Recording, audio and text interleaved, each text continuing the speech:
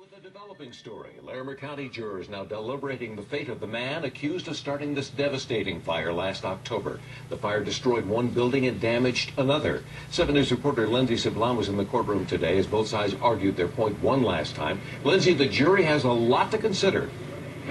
They have 4 weeks of testimony and dozens of pieces of evidence to take into account. And today, as the prosecutor was giving their final fight, the suspect, Benjamin David Gilmore, seemed a little bit more on edge than usual. His lawyer even putting his head in his hands at times. And you can see the Occupy Fort Collins protester shaking his head as the prosecution tells the jury that ripped through the penny flats last October. 7 News reporter Tyler Lopez just stepped out of the courtroom. And Tyler, the prosecution just wrapped up. Just wrapped up the first part of it. It did Gilmore start took late, his though, obsession with the Occupy Fort Collins movement too far. They also pointed to a key piece of evidence, a Rolex watch found in the debris that belonged to Gilmore. The defense says Gilmore lost that watch and says it had to be someone else that was hanging Lindsay Sablan was in the courtroom when both sides pleaded to the jury one last time. Lindsay, prosecutors say they have one key piece of evidence. And that is a Rolex watch belonging to 30-year-old Benjamin David Gilmore that investigators found inside the Penny Flats building where this devastating fire happened. He told the jury the defendant was knowingly setting a 20,000-foot bonfire with residents sleeping only 32 feet away. He concentrated on a $4,000 watch owned by the defendant found at the fire scene, and also talked a lot about the fact that he kept wearing black leather gloves as if to hide injuries for days after the fire. Now, the defense has answered those questions, saying that Gilmore hurt his hands in a fire incident before this blaze broke out. The defense is up now. They've got an hour. The defense also said that Gilmore did not have a motive, but prosecutors say that is not true. We have a man who got a little obsessed with this Occupy movement, got excited, wanted to be a part of it, was a leader in that, and with that he took it to the extreme.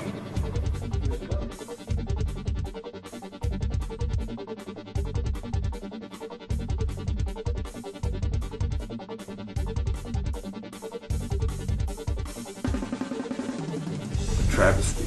This is miscarriage of justice. How can you work in that profession and not practice what you preach and make sure?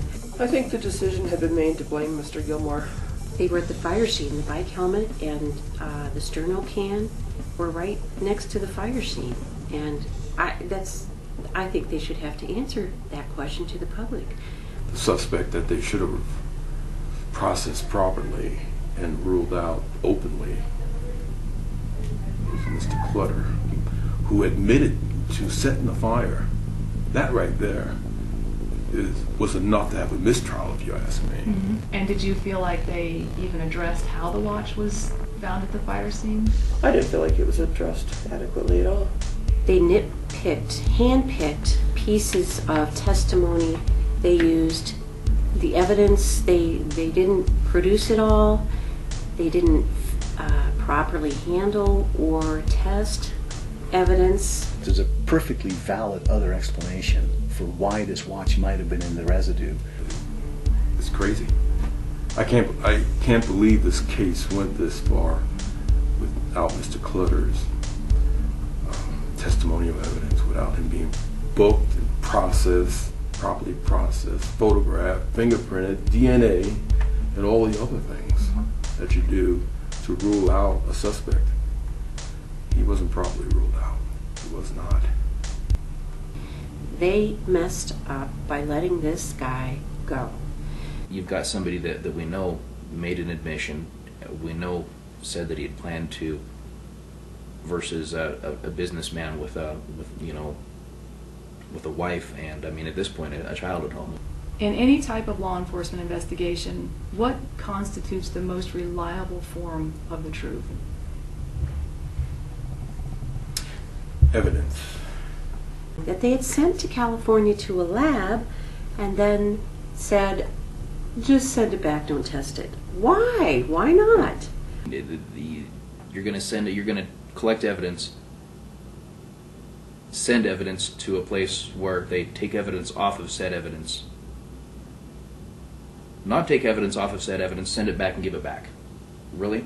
I don't know. The prosecution did know that Clutter had been identified at the scene by the arson dog. What are your thoughts about why the officials who were involved in investigating this fire failed to test those items of evidence. That's targeting right there. You don't know what that evidence would have produced. The police did one interview of this primary suspect, one interview, and that's from themselves saying that. Nobody saw the taped interview. They knew it was him. They had him arrested at the scene. I mean, holy smokes. I mean, how much more do you need? He told them he didn't light the fire, even though other people said he did, and even though he admitted telling other people he did and was going to. But that didn't matter. The fact that he said he didn't do it was enough to put him on a bus out of town, and that's what the detectives did. The evidence did not seem concrete. It didn't seem convincing to me at all. The worst thing was the watch. I mean, come on, you don't leave your driver's license, your wallet in a crime scene, no matter what.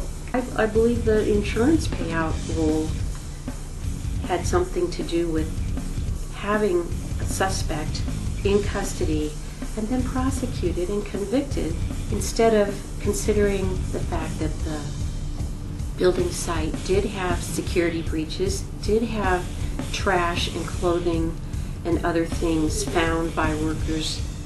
That is the critical step that we failed here. Had the procedures and the methodologies of 921 been observed in the investigative stages, Benjamin Gilmore would never have been charged with this crime.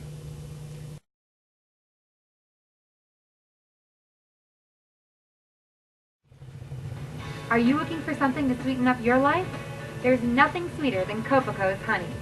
Try one of our 11 honey flavors from chocolate to strawberry. It's all natural and it's real Northern Colorado made. We have everything from beeswax candles to beekeeping supplies. Bring the family and learn all about the honeybee and our giant beehive. Copaco's honey. It's a sweet part of life.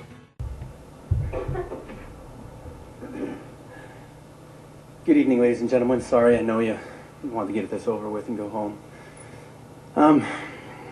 My name is Benjamin David Gilmore, and normally I'm very reserved and very quiet. But tonight, I feel compelled that I need to address you. We are playing Monopoly with a 5-year-old in charge of the bank, making up the rules, and a lot of people are still trying to play the game and play by their rules. And it hasn't worked, has it?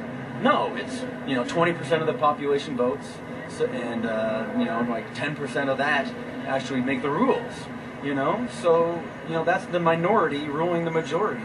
And most of the laws, especially ordinances and things of that nature, like legalize paragliding in Larimer County, I didn't vote to illegalize it. I don't think anybody did. So that's a big case of Big Sister telling us what to do. Oh, that's dangerous. You can't do that. I think I should be able to make up my own mind what I can do or not do. I'd love to go paragliding. I've never been. Give unto Caesar what is Caesar's. Give the big banks and the politicians back that paper. It ain't worth a thing. It's IOUs. It's a check. And that check ain't worth anything. And I personally will redeem your IOUs for gold, copper, and silver. And I will give those paper IOUs back to the bank.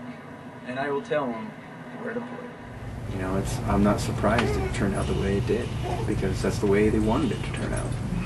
So I wasn't allowed to present my case and, address things that came up in court even, If a guy like me would be convicted like this because of spin, by masters of spin, they spin it any way they want to make you look guilty. If I'm not safe, no one is. And ladies and gentlemen, that's what we're playing now. In the War of 1812, the Congress of this country did not renew the charter with the First National Bank because this was a free economy. People could use whatever they wanted to do business. They said, you either renew the charter with us or we will finance Britain to come to war with you again. They did. We won. Again, we beat the British. Our founding fathers, warned us of a two-party system George Washington's farewell address. He warned us of a two-party system of rivalry, blue versus red. Please stop playing this game. Allow us to be free. So I'll ask you, please, can you give the Occupy movement the permission to do what we want, to stay where we are? You give other things permission to drink, to have special events. Please, we're asking you. Let us continue. Let us be free. Thank you. Is there anyone else who wishes to address council? Seeing none, I'll bring it back to council for council follow-up to citizen participation.